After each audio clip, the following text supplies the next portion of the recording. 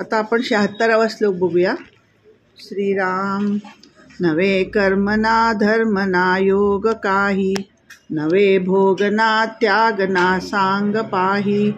म्हणे दास विश्वास नामी धरावा, प्रभाते मनी राम चिंतित जावा.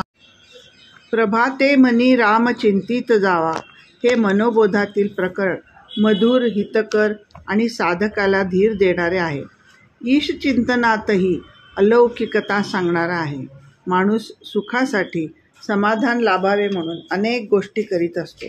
त्यात ऐहिक आणि पारमार्थिक दोन्हीचाही भाग असतो.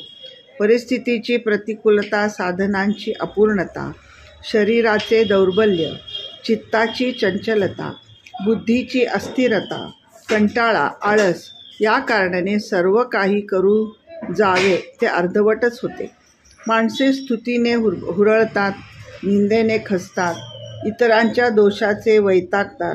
त्यामुळे कुठेच समाधान लाभत नाही. काहीही यथासांग होत नाही. कर्मा पाठोपाठ अभिमान बळावतो. भोगाने कधी तृप्ती होत नाही.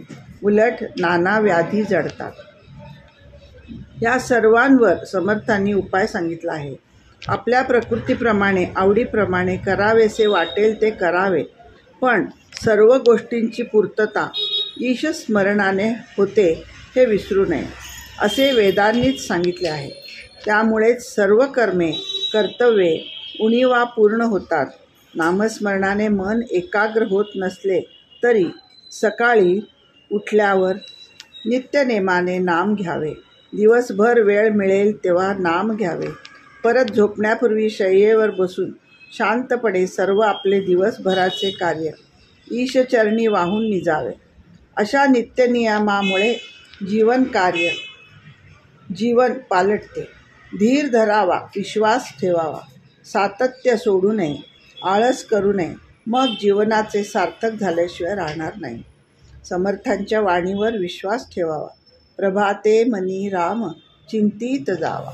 जय जय रघुवीर समर्थ.